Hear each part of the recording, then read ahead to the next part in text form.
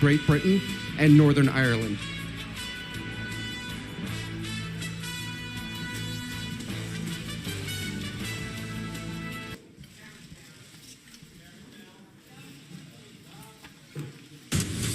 This is an ABC News special report. Thank you very much. Thank you very much. I am honored, Prime Minister, to have Theresa Prime May Minister here for our first Theresa May visit here for our first official visit. Leader. This is our first from a foreign leader. Visit. This is our first visit. Great honor. So.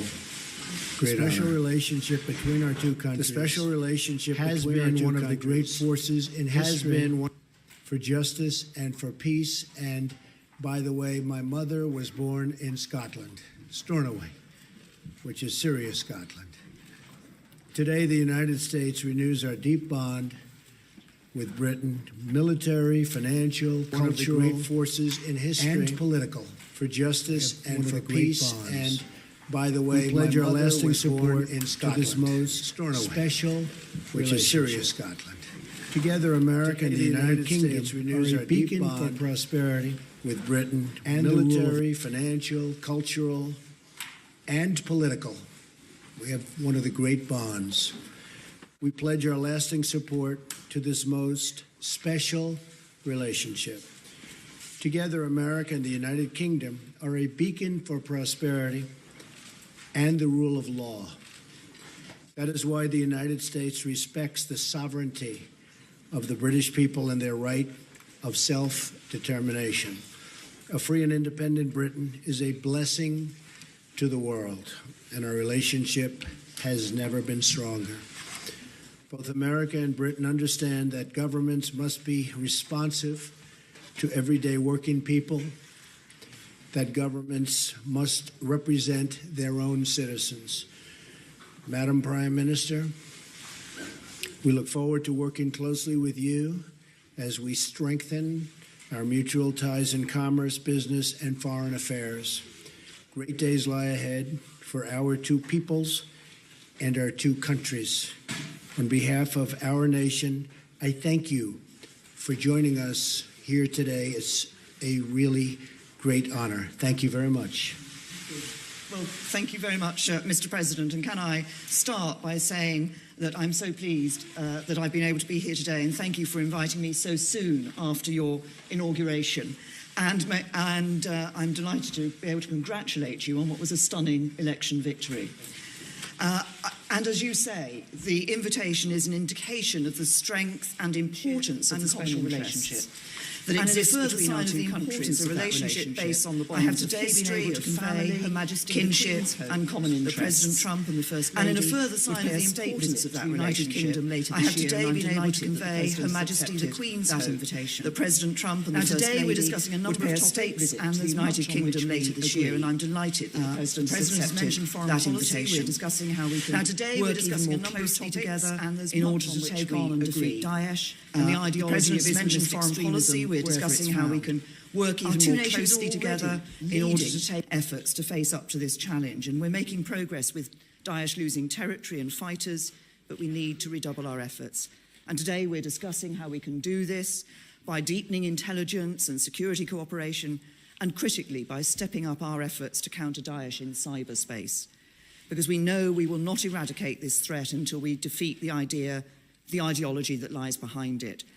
Our talks will be continuing later. I'm sure we'll discuss other topics, Syria and Russia. On defence and security cooperation, we're united in our recognition of NATO as the bulwark of our collective defence. And today, we've reaffirmed our unshakable commitment to this alliance. Mr. President, I think you confirmed that you're 100% behind NATO. But we're also discussing the importance of NATO continuing to ensure it is as equipped to fight terrorism and cyber warfare as it is to fight more conventional forms of war. And I've agreed to continue my efforts to encourage my fellow European leaders to deliver on their commitments to spend 2% of their GDP on defence so that the burden is more fairly shared. It's only by investing properly in our defence that we can ensure we're properly equipped to face our shared challenges together. And finally, the President and I have mentioned future economic cooperation and trade. Trade between our two countries is already worth over £150 billion a year. The US is the single biggest source of inward investment to the UK, and together we've around $1 trillion invested in each other's economies.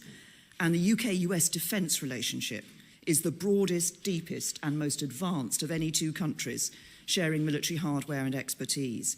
And I think the President and I are ambitious to build on this relationship in order to grow our respective economies, provide the high-skilled, high-paid jobs of the future for working people across America and across the UK.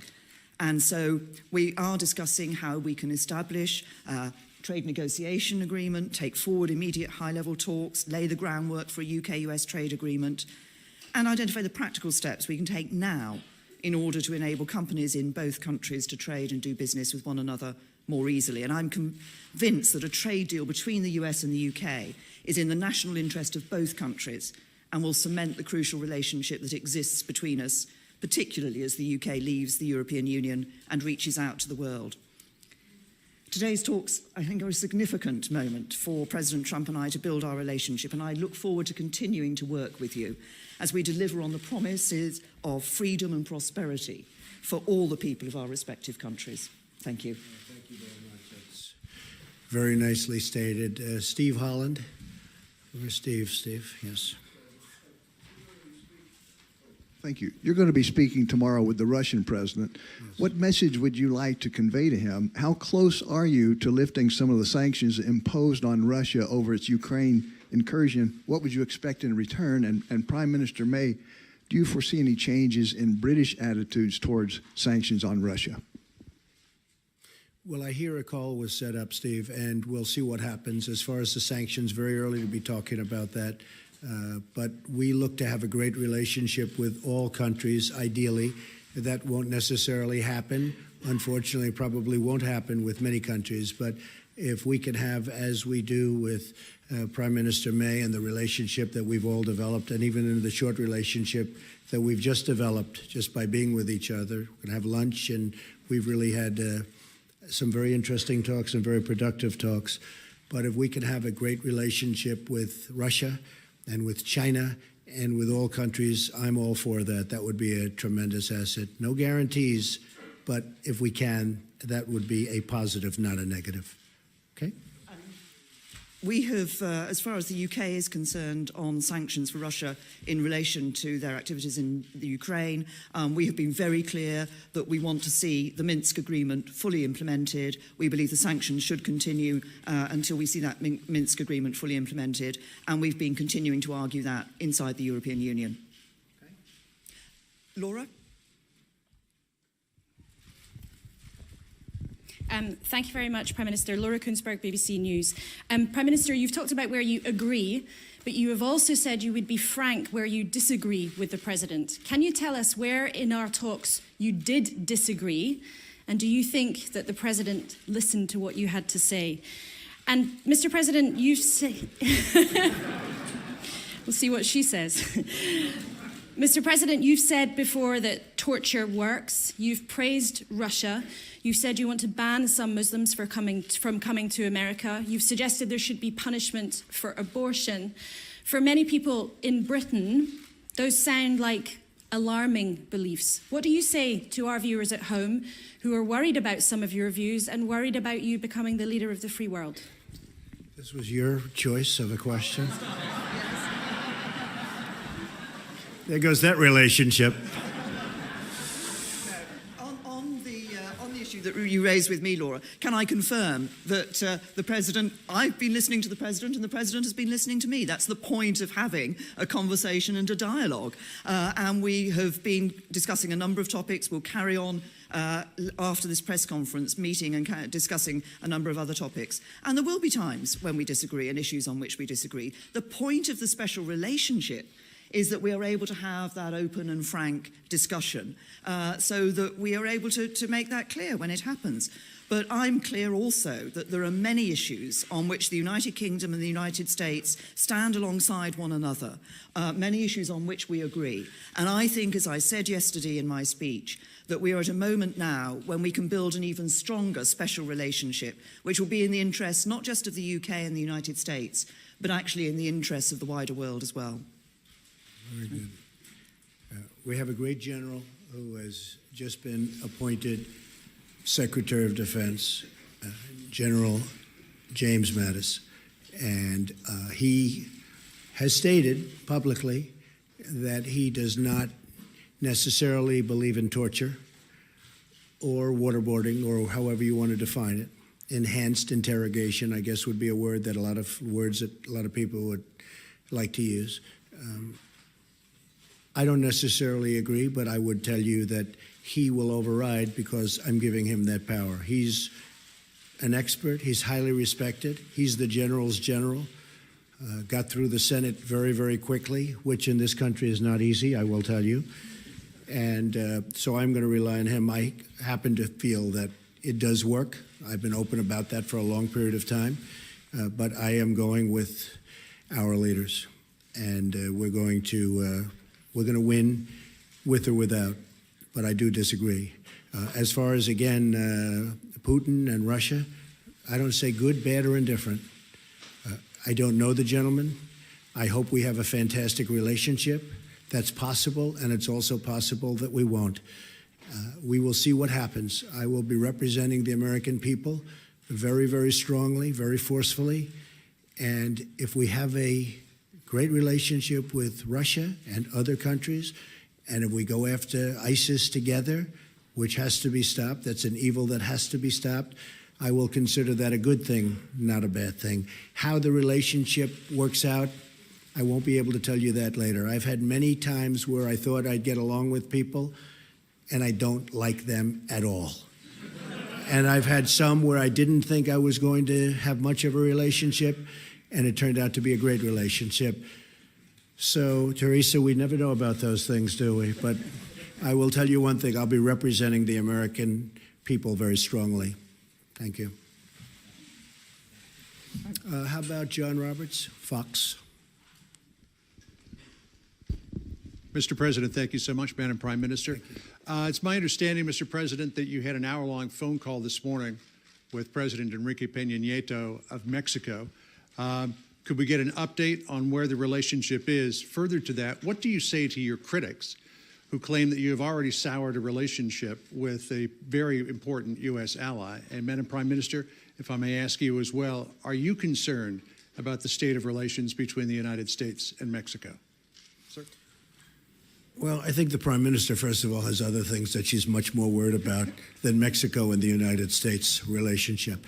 But I will say that we had a very good call. I have been very strong on Mexico. I have great respect for Mexico. I love the Mexican people. I work with the Mexican people all the time. Great relationships. But as you know, Mexico, with the United States, has out-negotiated us and beat us to a pulp through our past leaders. They've made us look foolish. We have a trade deficit of $60 billion with Mexico. On top of that, the border is soft and weak. Drugs are pouring in. And I'm not going to let that happen. And General Kelly is going to do a fantastic job at Homeland Security. As you know, we swore him in yesterday. We have a really, I think, a very good relationship, the President and I. And we had a talk that lasted for about an hour this morning. And we are going to be working on a fair relationship and a new relationship. But the United States cannot continue to lose vast amounts of business, vast amounts of companies, and millions of people losing their jobs. That won't happen with me. We're no longer going to be the country that doesn't know what it's doing. And so we are going to renegotiate our trade deals, and we're going to renegotiate other aspects of our relationship with Mexico. And in the end, I think it'll be good for both countries.